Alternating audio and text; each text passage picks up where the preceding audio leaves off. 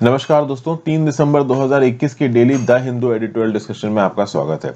4 important articles मैं आज आपके साथ डिस्कस करूंगा। पहला आर्टिकल है breathing fresh air into the NCR pollution control.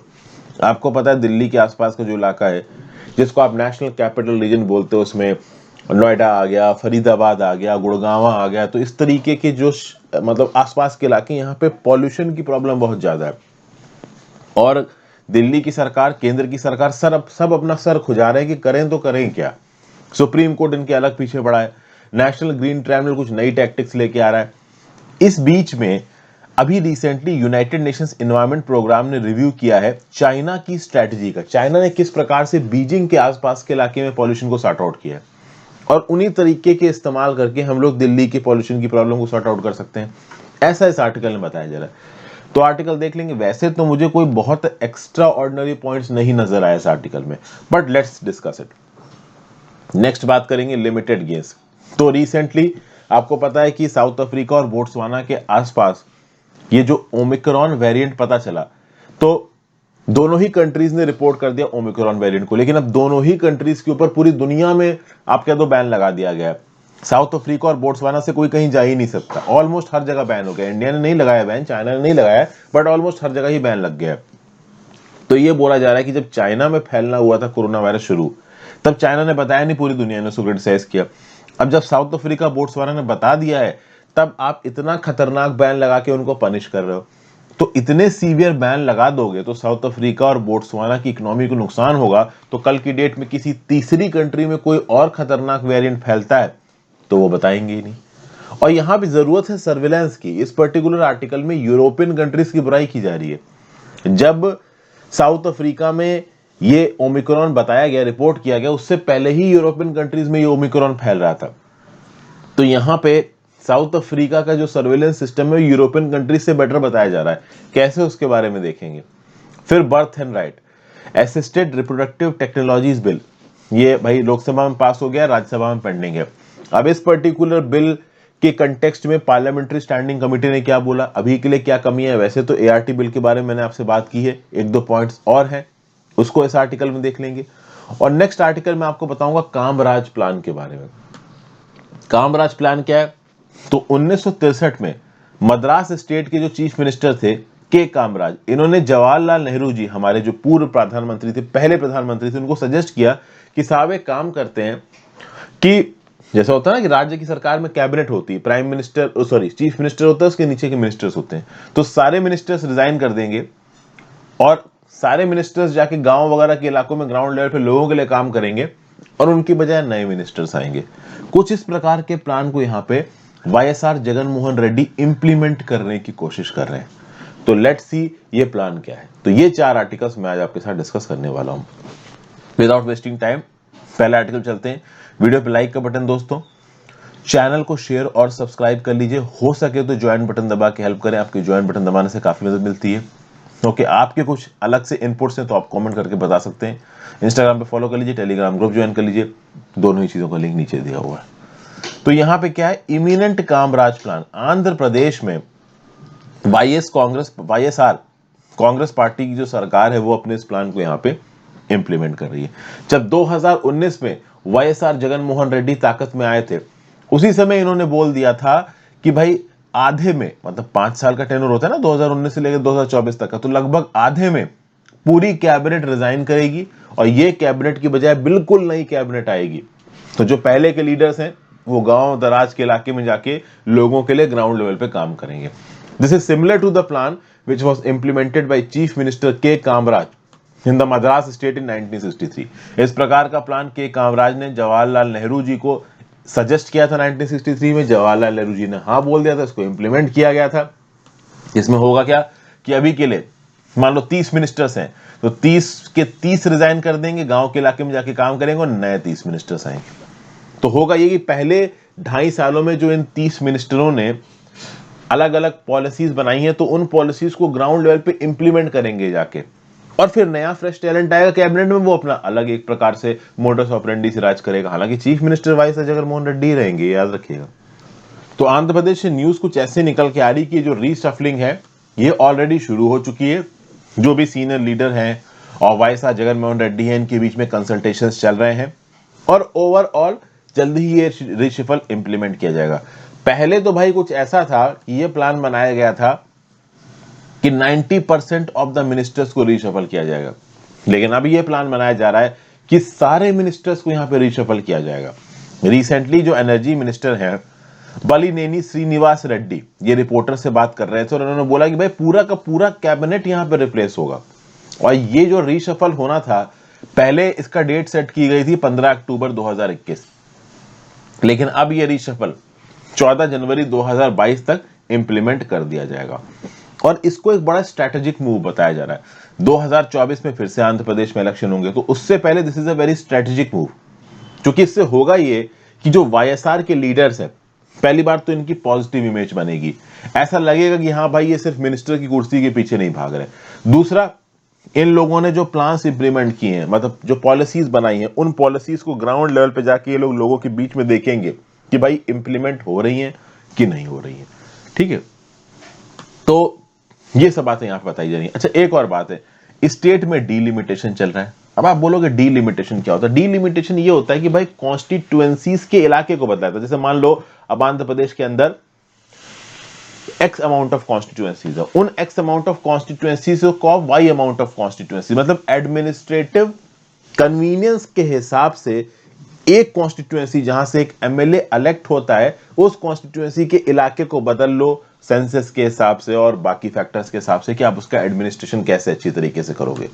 तो अभी के लिए अगर बात की जाए तो आंध्र प्रदेश में 13 डिस्ट्रिक्ट्स हैं। इन 13 डिस्ट्रिक्ट्स को रीऑर्गेनाइज करके 25 अलग अलग डिस्ट्रिक्ट्स में बदला जाएगा, ताकि वहां पे ओवरऑल एडमिनिस्ट्रेशन ज्यादा अच्छी तरीके से किया जा सके।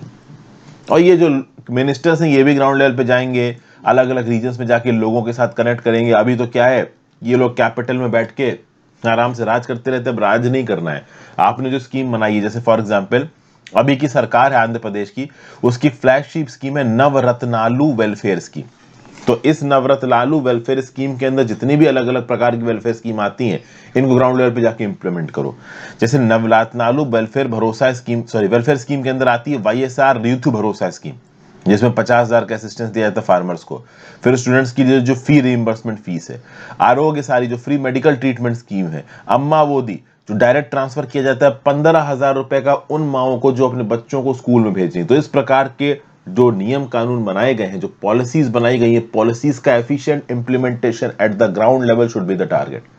और इस टारगेट को ही मेंटेन करने के लिए मिनिस्टर्स ग्राउंड लेवल पे जाके काम करेंगे। लेकिन भाई यहां पे दो चीजें निकल के आती हैं।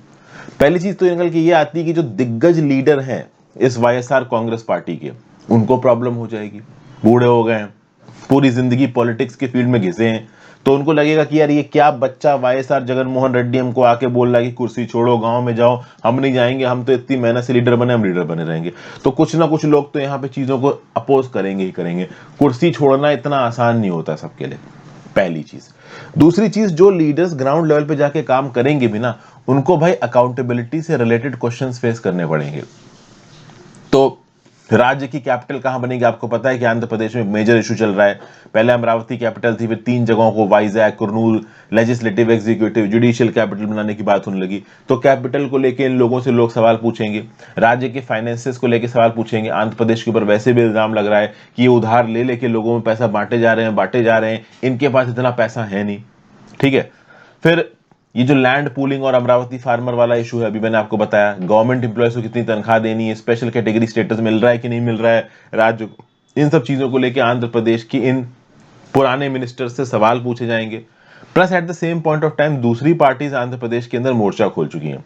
तेलुगु देशम पार्टी की बात कर लो, जनसेना पार्टी की बात कर लो, भारतीय जनता पार्टी की बात कर लो, कांग्रेस, ये सब वाईएसआर पार्टी के अंदर कमियां निकाल रही हैं। इनफैक्ट बीजेपी ने तो अमरावती के फार्मर्स का सपोर्ट करना भी शुरू कर दिया और उसके लिए पद यात्रा भी शुरू कर दी है।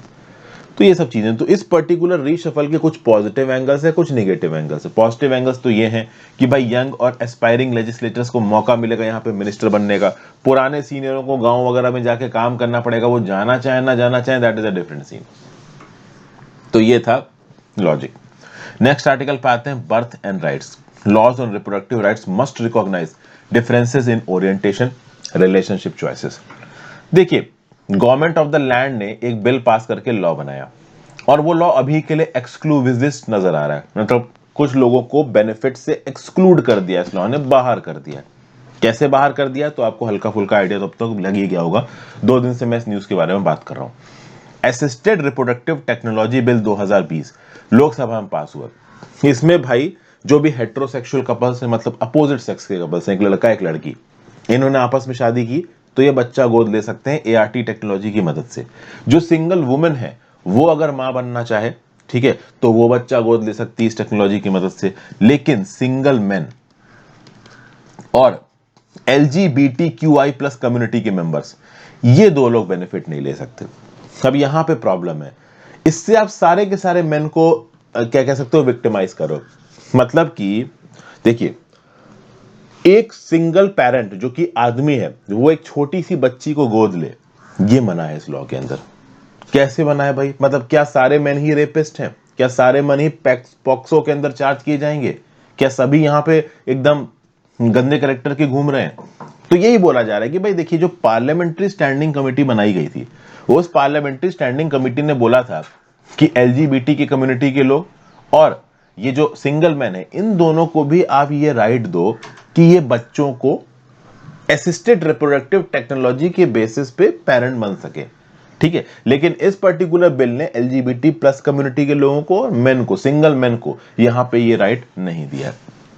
तो पहली बात तो यहां पे हो रहा है डिस्क्रिमिनेशन, ठीक है।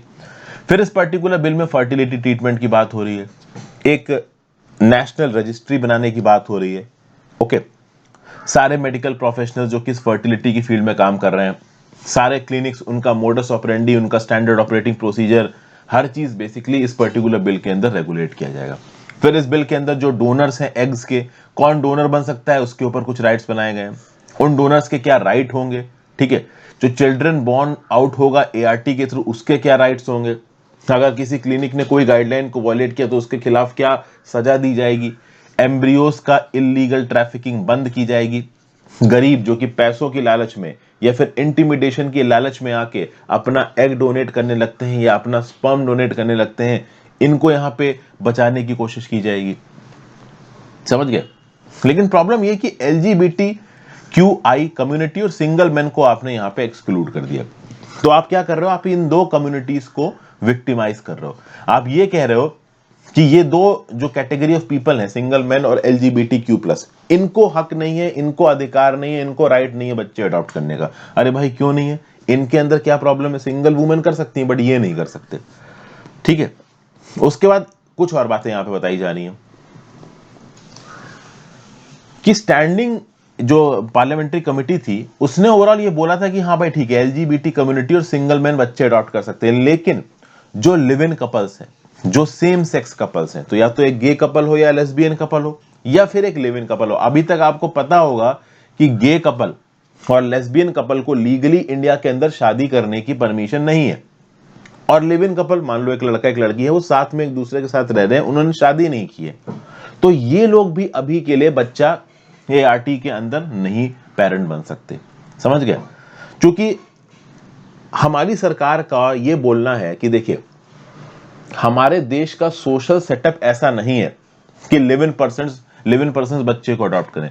जैसे फॉर एग्जांपल, अभी भी मुंबई जैसे शहर में जहां पे किसी को कोई मतलब नहीं है, इनफैक्ट आसपास के पड़ोसी ये तो देख ही लेते हैं कि भाई ये 2 लोग बच्चा पाल रहे हैं, क्या ये 2 लोग आपस में शादीशुदा हैं कि नहीं है।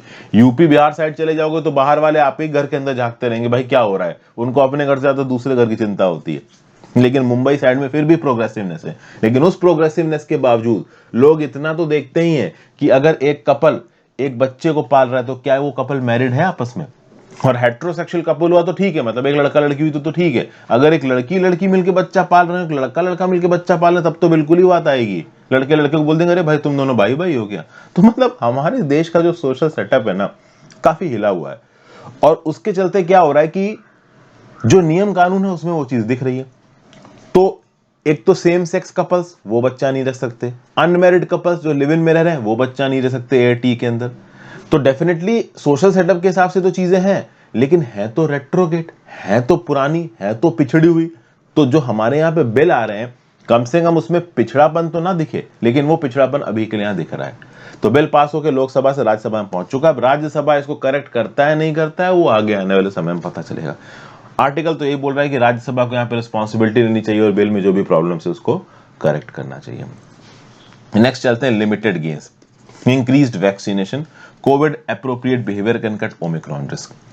जब चाइना को क्रिटिसाइज किया था कि भाई SARS-CoV-2 फैला था, नवंबर 2019 में चाइना ने पूरी दुनिया को बताया नहीं, 12 जनवरी 2020 को पता चलना शुरू हुआ कि हाँ भाई कुछ ओमिक्रॉन जैसी चीज फैल रही है, तो चाइना को दुनिया भर ने गरियाया, चाइना ने चीजों को छुपा के रखा। आज की डेट में जब साउथ अफ्रीका और बोट्सवाना ने बता दिया 23 नवंबर को, पहला सैंपल बोट्सवाना साउथ अफ्रीका में 9 नवंबर को, वैसे बता दूं बोट्सवाना अलग कंट्री, साउथ अफ्रीका के नॉर्थ में, 9 नवंबर के लगभग इनके यहाँ पे ओमिक्रॉन डिटेक्ट हुआ। 23 नवंबर में इन्होंने ओवरऑल ग्लोबली इंफॉर्मेशन दे दी कि भाई हमारे यहाँ पे ओमिक्रॉन आया, इसमें 32 म्यूटेशन है, थोड़ा ज्यादा खतरनाक लग रहा है। दुनिया भर ने इसके ऊपर बैन लगा दिया। रैश डिसीजन के चलते अब साउथ अफ्रीका और बाकी अफ्रीकन कंट्रीज और बोट्सवाना को काफी नुकसान होगा, क्योंकि ऑब्वियसली बात है इनके यहाँ ट्रेवल ही बंद हो गया है। और इस प्रकार की जो बैन होते हैं ना, जो अभी के लिए साउथ अफ्रीका और बोट्सवाना पे लगाए गए हैं, ये एक्चुअली बहुत प्रोडक्टिव नहीं है, ये काउंटर प्रोडक्टिव है। ये साउथ अफ्रीका और बोट्सवाना के ऊपर तो इफेक्ट डालेंगे ही, लेकिन बात यहां पे ये है कि पहले ही इस बात को बोला गया था कि जब तक पूरी दुनिया में लोग कोरोना वायरस से सिक्योर नहीं है, तब तक पूरी दुनिया खतरे में है। इन डेवलप्ड कंट्रीज और यूरोपियन कंट्रीज को लग रहा था कि ये लोग अपने इलाकों में वैक्सीनेशन देके अपने आप को सिक्योर कर लेंगे, दुनिया जाए भाड़ में। फाइजर, मॉडर्ना जैसी वैक्सीन की अप्रोचेस से तो यही नजर आ रहा था, लेकिन हमको एक बात पता चल चुकी है कि भाई दुनिया की अगर एक भी ऐसी कंट्री है जो कि कोरोना से सिक्योर नहीं है, तो पूरी दुनिया खतरे में। इसलिए शुरुआत में इंडिया, साउथ अफ्रीका जैसी कंट्रीज WTO में कोविड-19 वैक्सीन और टेक्नोलॉजी से रिलेटेड वेवर को मांग रही है ट्रिप्स के अंदर, लेकिन वेवर दिया नहीं जा रहा है। एक और खास बात है, यूरोप में अगर आप बात करो तो ऐसा नहीं कि यूरोप में ओमिक्रॉन के सैंपल नहीं मिले। 30 नवंबर को नीदरलैंड ने रिपोर्ट किया कि 19 नवंबर और 23 नवंबर को नीदरलैंड्स में कुछ सैंपल्स इकट्ठे किए गए थे, और उनके आधार पर पता चला कि भाई यूरोप में, नीदरलैंड्स में ऑलरेडी ओमिक्रॉन पहुंच चुका है। जबकि 23 नवंबर को साउथ अफ्रीका ने बताया था कि भाई हमारे यहां पे ओमिक्रॉन है, और 19 नवंबर को जो सैंपल नीदरलैंड्स में कनेक्ट किया गया वहां पे भी ओमिक्रॉन निकला। तो इसका मतलब यह है कि साउथ अफ्रीका के अनाउंस करने से पहले ही यूरोप में ओमिक्रॉन पहुंच चुका है। और इस बात की क्या गारंटी है कि भाई बोट्सवाना और साउथ अफ्रीका से ही निकला ओमिक्रॉन, क्या पता यूरोप से निकला हो। साउथ अफ्रीका ने पहले डिक्लेयर कर दिया तो ये बोल दिया गया भाई साउथ अफ्रीका का है। अरे 19 नवंबर को जो सैंपल आपका नीदरलैंड्स में कलेक्ट किया गया उसमें भी ओमिक्रॉन पॉजिटिव आया है। तो ये जो यूरोपियन कंट्रीज है, इनके जेनोमिक सर्वेलेंस के ऊपर भी सवाल उठाया जा रहा है, और साउथ अफ्रीका के जेनोमिक सर्वेलेंस की यहां पे तारीफ की जा रही है कि साउथ अफ्रीका में इस पर्टिकुलर वेरिएंट को डिटेक्ट किया गया तो उन्होंने तुरंत अनाउंस किया। यूरोपियन कंट्रीज में फैल रहा है तो वो अनाउंस नहीं कर रहे हैं, और पूरी दुनिया यहां पे सजा दे रही है यूरोपियन यूनियन को। समझ गया?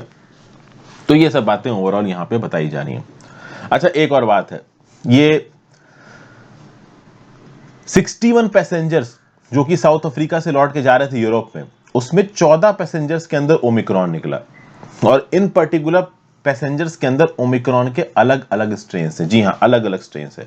तो इसका मतलब क्या है? इसका मतलब यह है कि ये लोग इंडिपेंडेंटली ओमिक्रॉन से इन्फेक्ट हुआ है। कोई कहीं इन्फेक्ट हुआ होगा, कोई कहीं इन्फेक्ट हुआ होगा।